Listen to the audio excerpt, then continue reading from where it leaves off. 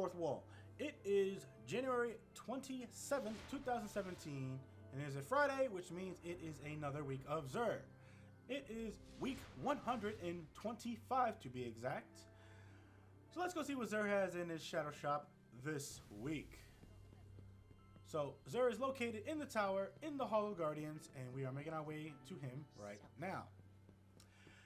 But before we get into the video, if you guys enjoy it, hitting that like button and giving your opinion in the comment section below would be greatly appreciated. Damn, that's bad. What sort of thing are you? What sort of fucking thing are you? Harmonious. Shit, I'm a guardian. Interesting. Xur! What's up, dude? And burrowed into flesh. There is something inside. So, we're going to start with the Curios first. We got Plasma Drive and Emerald Coil for those rare sparrows. Turn them to legendaries. Then we got your Heavy Ammo Synthesis. You get 3 for 1 Strange Coin. Then we got your other Heavy Ammo Synthesis. You get 10 for 3 Strange Coin, which is the better deal. Don't waste your money on this one. Then we got your 3 of Coins. You get 5 for 7 Strange Coins. Then we got your Glass Needles. You get 3 for 3 Strange Coins, 3 Motes of Light, 1 Exotic Shard. And as for your Material Exchange, you get 1 Mote of Light for 2 Strange Coins and 1 Exotic Shard for 7 Strange Coins. We're going to get this out of the way. The ever so worthless Legacy Engram for 29 Strange Coins. Do not buy this. Nobody needs it. You don't need it. And yeah, you're just going to be wasting Strange Coins. Hunters, we're going to start with you guys first. You guys get the Graviton Forfeit with an Intellect Strength roll. Main perk on this is Elusive Shadow, which unlocks the Night Stalker subclass node's Shade Step for free, gaining Evade on R3 and R3. Secondary perks on this are Inverse Shadow, Heavy Lifting, as well as Infusion. Now, this is a good exotic for the Hunter class. It probably would be within my top 3. So with that said, it definitely gets a tier 2 in PvP, and also a tier 2 in PvE as well. It's still a good. It's a good exotic. However, if you are one of those people who love that wombo combo, then the young Ahamkara's, the sealed Ahamkara's grasps is what you want. But if you just want to like tag somebody real quick and see where they go, this is just as good.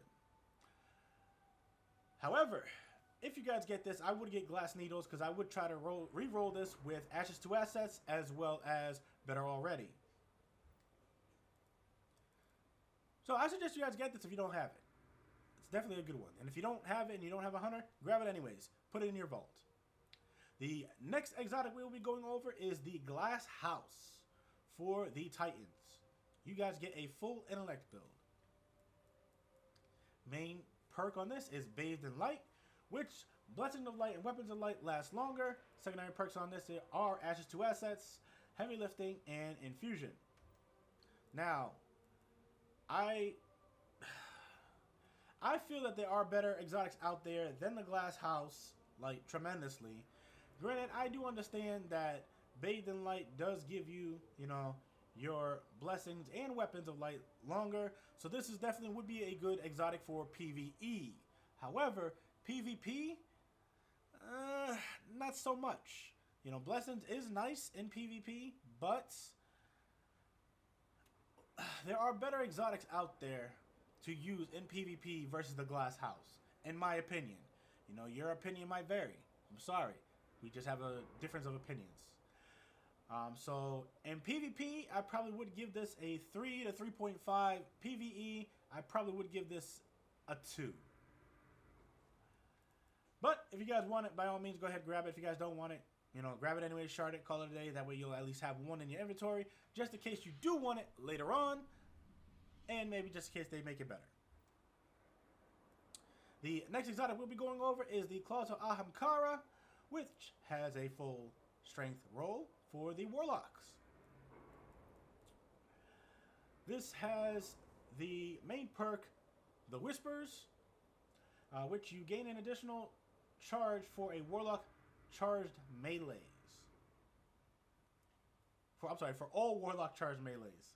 Wow, I definitely didn't read that right. Secondary perks on this are Snap Discharge, Impact Induction, Pulse Rifle Loader, as well as Shotgun Loader. Now, the fact that it has Pulse Rifle Loader and Shotgun Loader is pretty good at the moment, And I say at the moment because Bungie does plan on doing a weapons rebalance to make it so shotguns aren't so OP, even though they already like nerfed shotguns like tremendously. I'm really tired of people bitching and crying about shotguns. You know, I really am. But anyways, because if it's not shotguns, it's something else. And when something else becomes too OP, they're gonna bitch and cry about that. Like, just use what's the meta. It's not hard. I'm sorry. That's like a little rant. So, going back to the Closet of Ahamkara, at the moment, just because it has pulse rifle loader for those awesome Clever Dragons and shotgun loaders for those awesome Matador 64s, just makes this perfect. But the fact that you can have double melees on your Warlock on any subclass is amazing, especially when you are a Stormcaller. That melee is ridiculously far, and it's definitely good.